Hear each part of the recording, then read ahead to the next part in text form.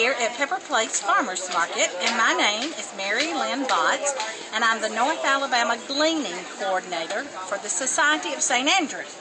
Society of St. Andrew is a faith-based, non-profit organization that works nationally to glean farmers' fields and farmers' markets of produce that is going to go to waste. That could be produce that they have an overabundance of, or perhaps has been handled or set out in the sun too long at the farmer's market. Perhaps it's not grade A, it may be bruised or cracked. Anything basically that's not sellable but yet edible, we recover that produce or glean that produce, and then we take it to feed the hungry by giving it to food relief agencies. So, we are here today to talk to you about the basics of gleaning. Gleaning 101 at Pepper Place Farmers Market. So what I want to show you is the equipment that we use to try to be organized about this process. We use blue IKEA bags.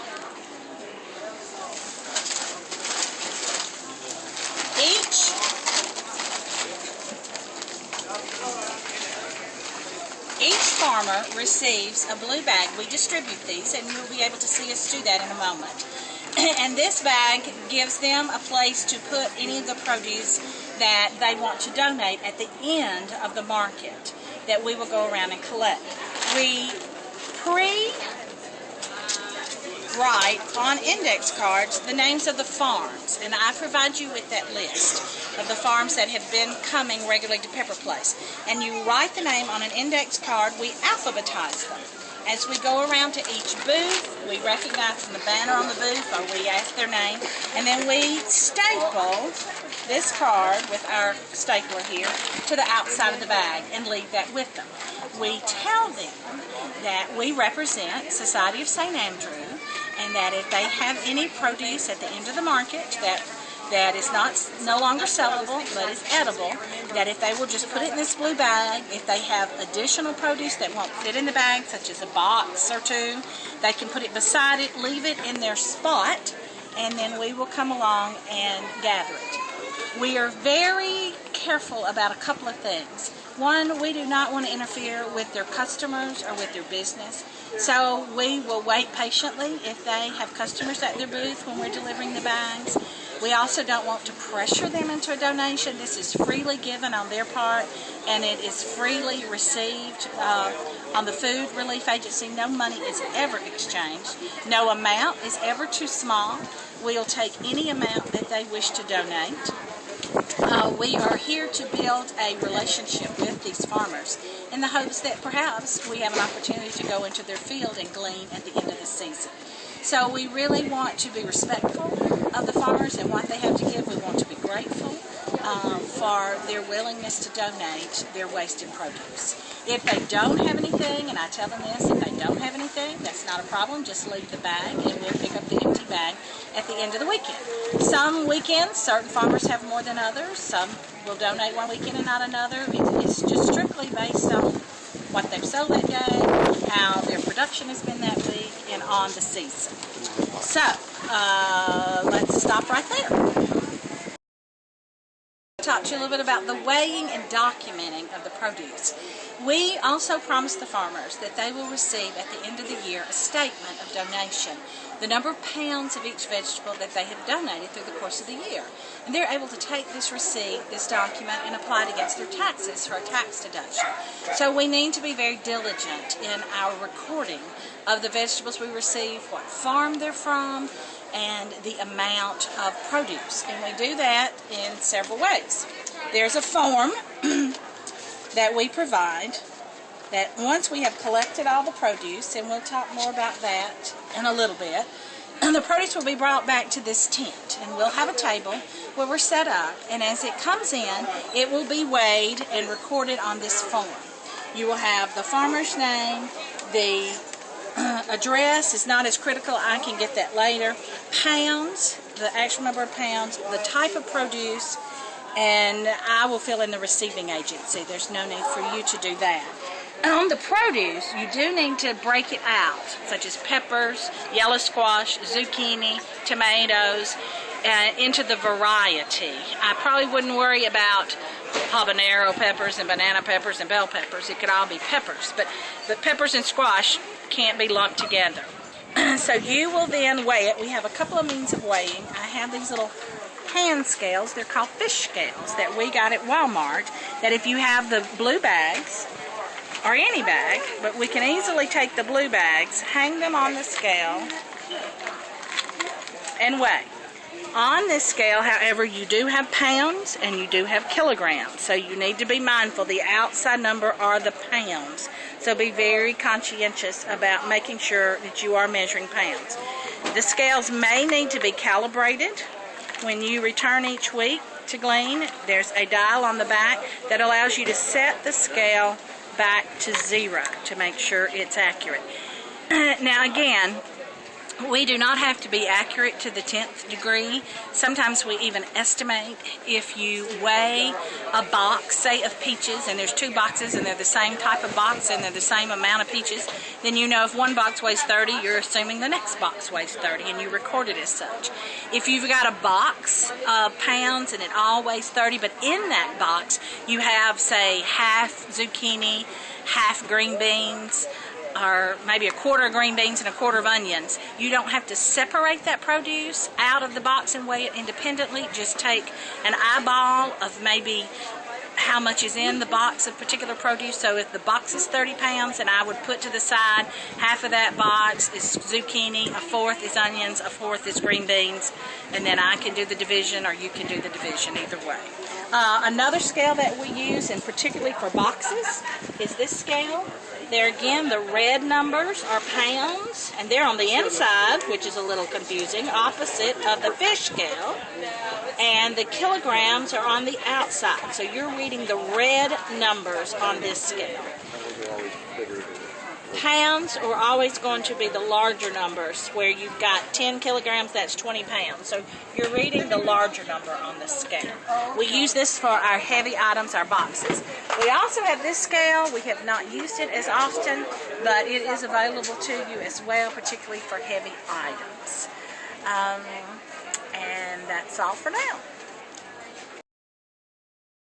Box again at Pepper Place, and I am with Franklin Biggs, who is, well, one of the founders and a chef and one of the assistant gleaners.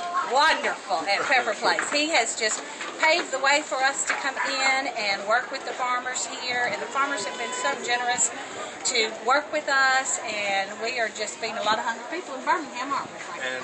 And if you want a warm and fuzzy, this is the way to get one. There you go.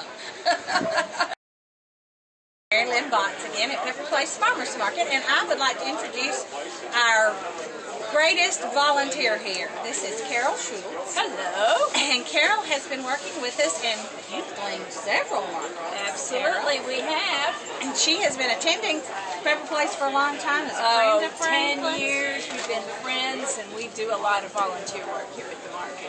And Carol is on the board at Firehouse Shelter. And Firehouse Shelter is one of the recipients of the produce that we glean.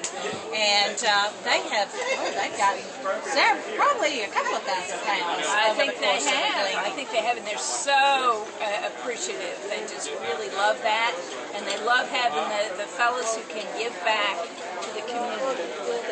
So it works out for both of us. And Carol is here on most Saturdays. If she's not the lead volunteer, she's usually at the information tent, and she's available to answer questions or be a resource to you when you're volunteering. Thank you, Carol. So good. You're welcome. And this is Hey.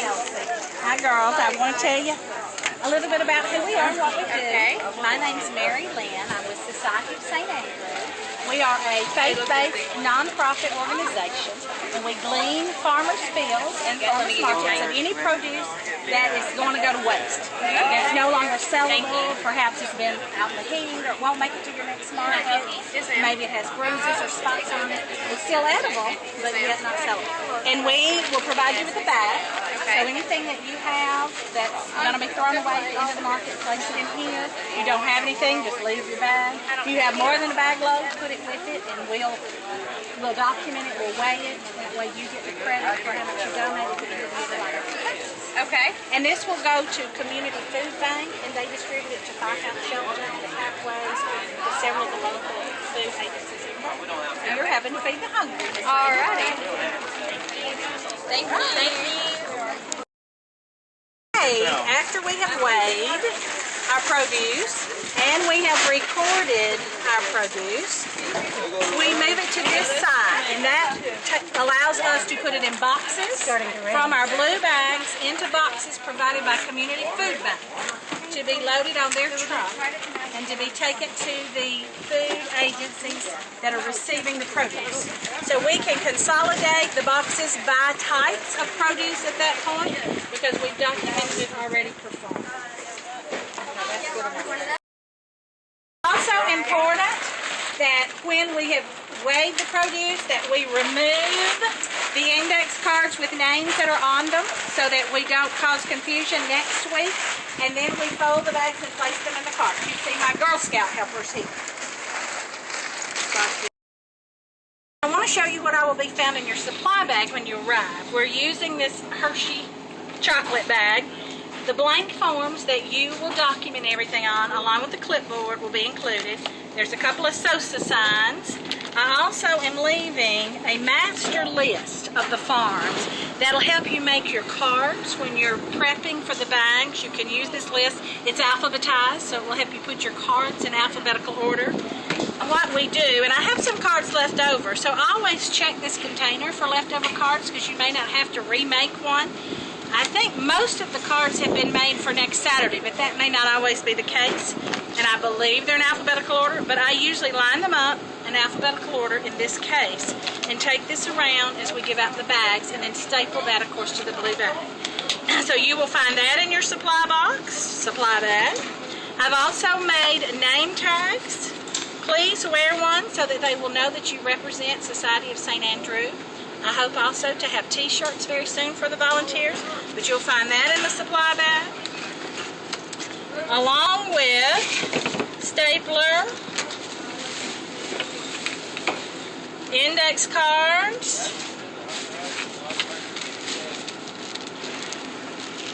my business cards, and some postcards with my name and address.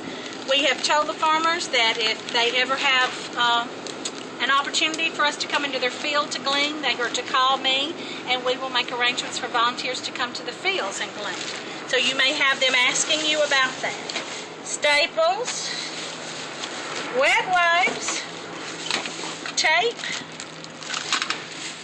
and an abundance of markers. Again, it's very critical that if their farmer leaves things that do not fit in the blue bags, that we label the boxes with their names so that they get credit for the produce. And I usually have my helpers, my laborers that are picking up the produce, take markers with them when they go out to collect so they can mark the boxes with the farm's name.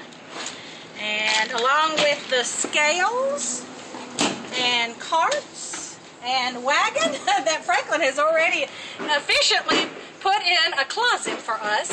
Mr. Franklin's, who you would need to see at the information tent to get access to the closet where we store our wagon and our scales and our bag of supplies. And Franklin will help you put it away. And bring you water at the end of the day. Thank you, Franklin. All right.